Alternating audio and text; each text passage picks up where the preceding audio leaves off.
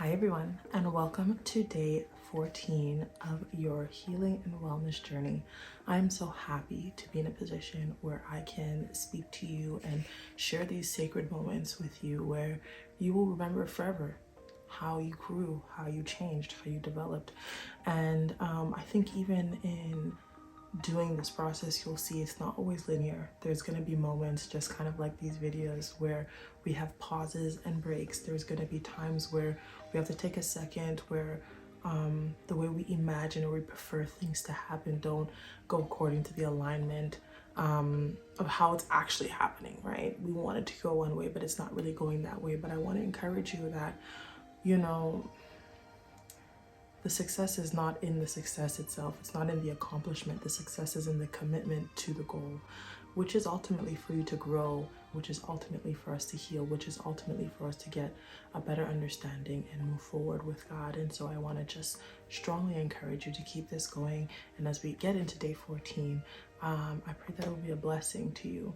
And I hope that you've continued to breathe, to exist, to heal, to elevate, because, you know, life is a cycle of all of those things over and over, and the joy that we get out of that will be beautiful when we commit to seeing it happen in our lives.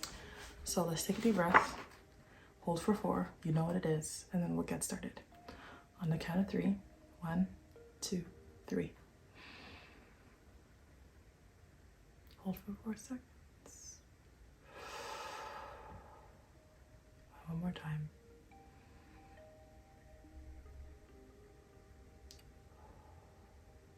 All right, let's get started.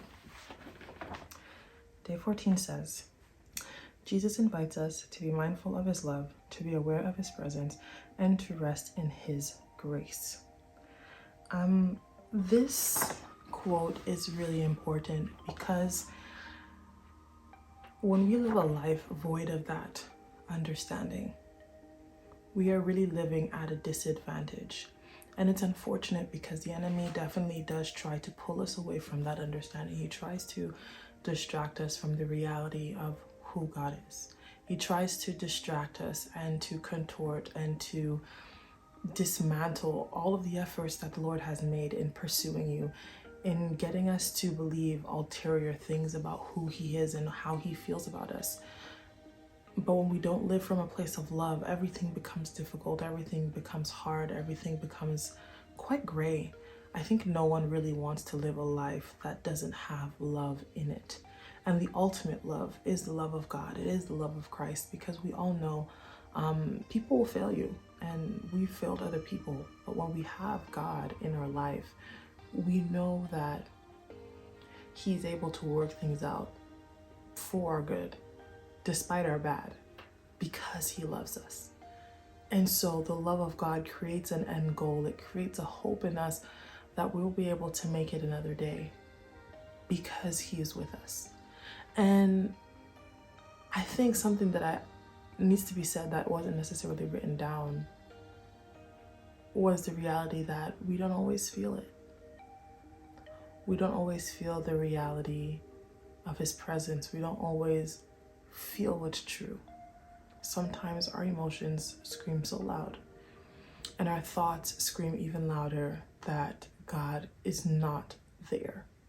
The sense of the flames of life can feel so hot and so screeching that we can be overwhelmed sensory-wise, emotionally, of course, that we can't even acknowledge anymore. We don't even feel him anymore. We're just so focused on the heat, the burns, the smell. And that's a scary place to be. But his love is like water. And so next time you're in a position where you feel like, man, I can't feel his love in this moment, stop. Think about your fundamental truths. And I love this concept, and I'll probably bring it up again, but fundamental truths or pillars of your belief are things that you can build on in moments where nothing else makes sense. You've known because of other seasons of your life that this is true no matter what it looks like. The love of God needs to be a pillar for you to survive in these times, for you to get through these days. That is something that you're going to need to hold on to. And so, as this quote beautifully writes, he wants us to be mindful. What happens when we're filled? Our minds are filled with that awareness. Man, I don't know if you ever tried to light water on fire. It doesn't work.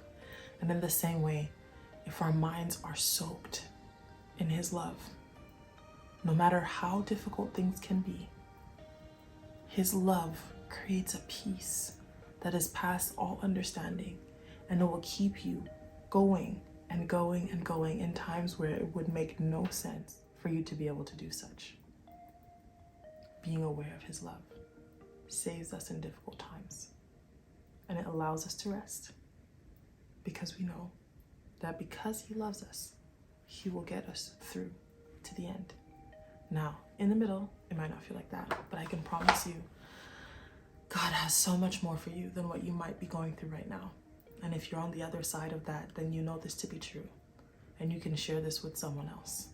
You will get through this because he loves you, and there is an end goal in mind. And if you can think of anyone that you've ever loved, you know that even though you might see them have a difficult moment, you want and your desire is for them to be well, to succeed, to get through it, to conquer it all. So Jesus already went on the cross to conquer for you. And because he's done that, he knows that even though you're going through the motions, the end goal will always be that you win. Let his love give you rest today, and I'll see you again tomorrow. God bless you, and my prayer is that you will let that love soak in your mind and put everything to rest. I love you, and I'll see you another time.